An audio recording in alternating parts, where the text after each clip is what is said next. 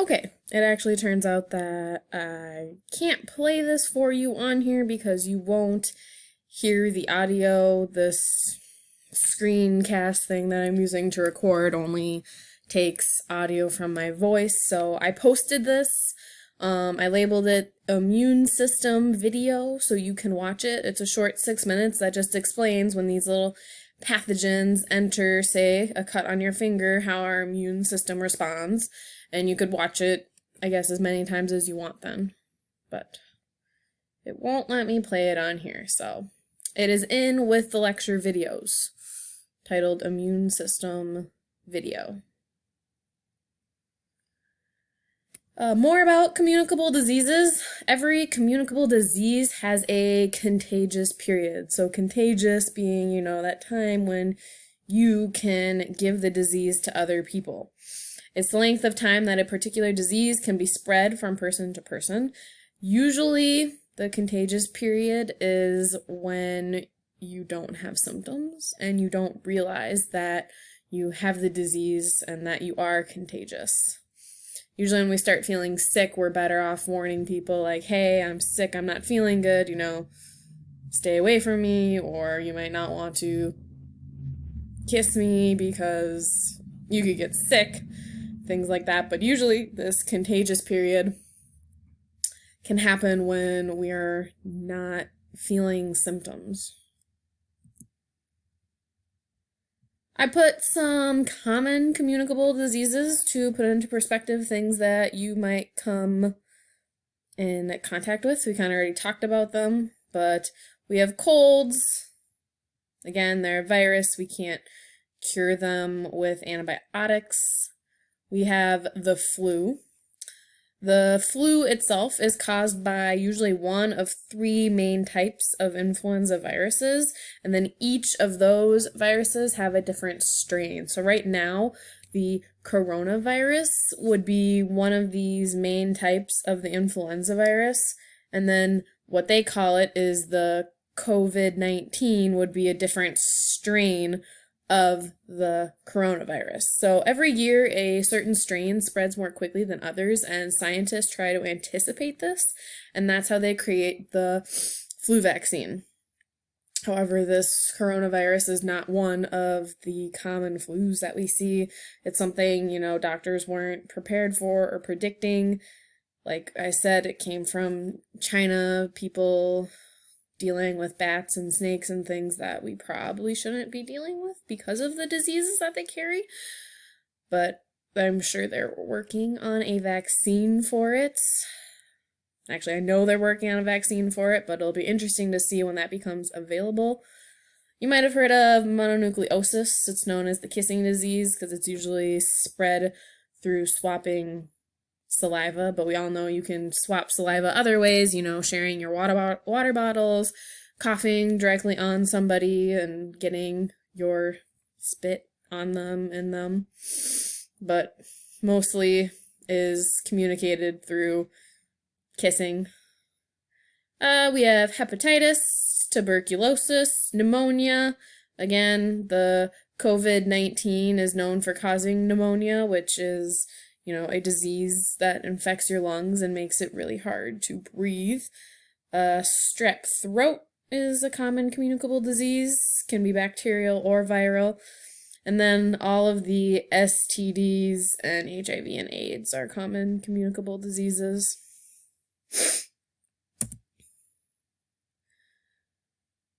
So usually when we're in class, I have you guys draw an immune system diagram. I was going to skip it either way because we were going to run out of time, and I don't know, no one seems to enjoy my drawing activities. If it helps you to draw it out and you just want to do it for fun at home to understand it better, I think it's a really good way to understand how it works. But again, you could watch that video a couple times and understand it. But again, something enters our body, an unknown pathogen, and stage A is that recognition. The white blood cells usually surround the pathogen. They signal T cells, which produce more T cells, and then the T cells signal the B cells, if you saw it in the video. Stage B is mobilization. We don't want the antigens coming off of the pathogens to spread, so the B cells are what produce the antibodies. And if you remember earlier, we talked about the antibodies are what help to destroy pathogens. So the antibodies attach to the antigens that the pathogens are kind of leaking out. They're almost like, wearing a shirt. And then the pathogens can no longer multiply or cause harm, and it's easier for the white blood cells to kill and dispose of them. And the last stage is we're building an immunity. So some of the antibodies that we made to destroy the pathogens will hang around in our blood and our immune system and remain there for future use. Those are also called like little memory cells. So if the same disease or bacteria or virus pathogen entered our body, we'd be able to have that specific immune response and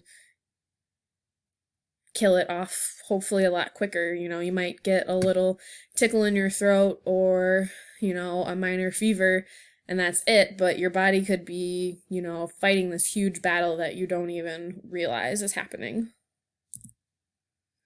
Again, I usually have you guys draw the specific immune response. I'm not going to have you do it at this time.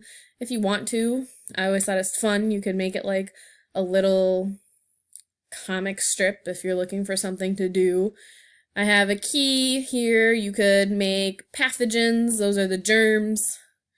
Antigens, again, they mark the germ so that we know that this pathogen is a virus because it has a certain antigen on it. Then the white blood cells are first to respond. They surround the germ. They create the helper T cells, which create the B cells, which create the antibodies, which kill the germ. It's quite the process. You probably saw it in the video, and I can show you a little example of a drawing here that kind of puts into perspective what students have done for me in the past. Here it is.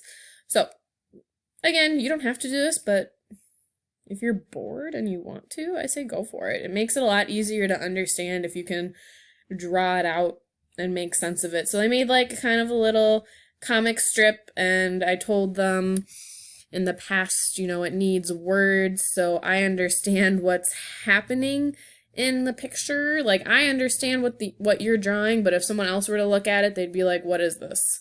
So they have a person standing here. They labeled these little guys as the pathogens, and it looks like the pathogens are going up towards her face. And here you can see they're entering a nostril, so she's breathing in the germs.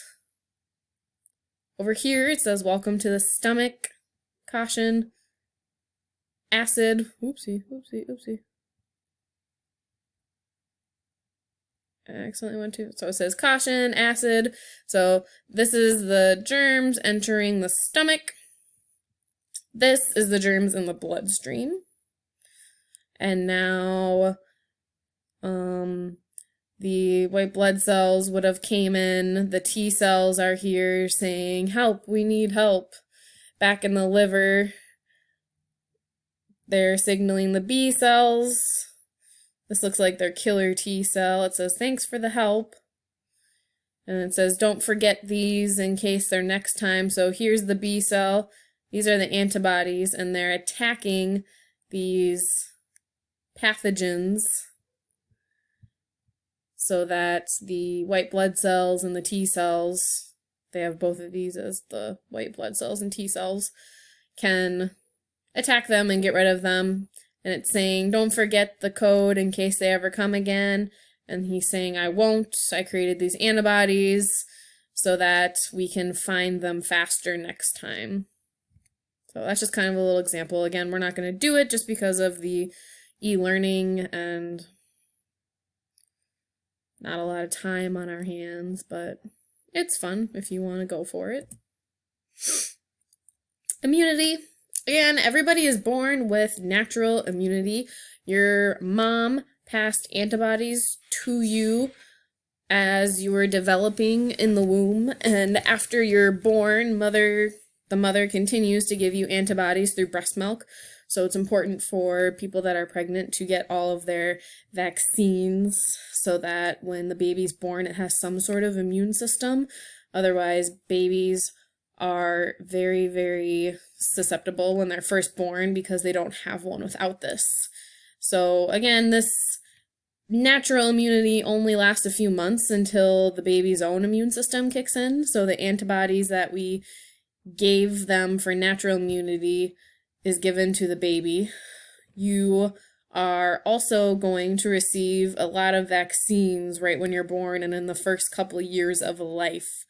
The vaccine, again, is just a preparation of dead or weakened pathogens that causes the immune system to produce antibodies. So the vaccine's giving you pathogens from, say, the polio disease. Then your body can still produce antibodies, but you're not going to get polio from getting the vaccine. Again, the flu vaccines, people yell and get mad and say, well, I got the flu vaccine and I got the flu. And it's like, no, you got the flu vaccine and you had an immune response because your body was making antibodies, but maybe at the same time it did make you a little sick. I guarantee if you got the flu, it would be a lot worse. And then there's a lot of causation things that we'll see when we watch our Vaccine Wars video in a little bit. And people will talk about how they originally thought that vaccines caused autism in children, which you're going to learn is not true. Not true. So vaccines protect not only you, but also people around you, meaning that we have something you're going to hear in the video also called herd immunity. And if, say, my child has a compromised immune system and she can't get vaccinated, then I need to rely on everybody around her having no diseases. So, if my child could contract polio because she can't get the polio vaccine, then I need to hope that everybody around her is immune against this disease so that she doesn't accidentally catch it from somebody. So this is why right now, like the elderly and the really, really young babies are at risk for this COVID-19 because their immune systems aren't as strong as other people. But there have been proven that other people, healthy middle-aged people, have died from complications with their lungs. So it's not saying for sure, but this is kind of an example of what the world would look like without vaccinations. And this is just one thing that we don't have a vaccine for. Imagine everyone staying home because, polio's on an outbreak, and measles and mumps and rubella and, smallpox comes back. It won't, but it's the same thing. So there's a reason we have vaccines.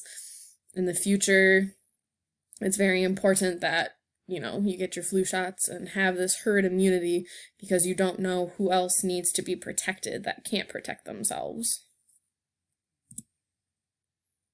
Some vaccines that are readily available to you that you've probably had are like chickenpox. You can get some types of pneumonia, not usually, but measles, mumps, and rubella you're going to see in the Vaccine War video. That's called the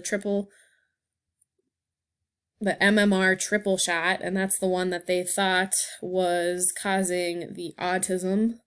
And then whooping cough, tuberculosis. Again, there's a polio one. When I was young, there wasn't a chickenpox vaccine, and now there is, so you don't have to suffer through the chickenpox like I did. Alright, here I have another video. I'll label it vaccines video that you can watch, but this is going to explain to you how vaccines work in the body and give you a little more detail when you go to watch this. I'll also post this and give you permission. Those of you that have been wanting to watch it, you're going to watch the Vaccine Wars. You're going to fill out the video worksheets and you're going to take a little quiz on the PowerPoint first and then on this video. And I will also post what polio looks like and why the vaccine is so important. And we're not going to talk about non-communicable disease.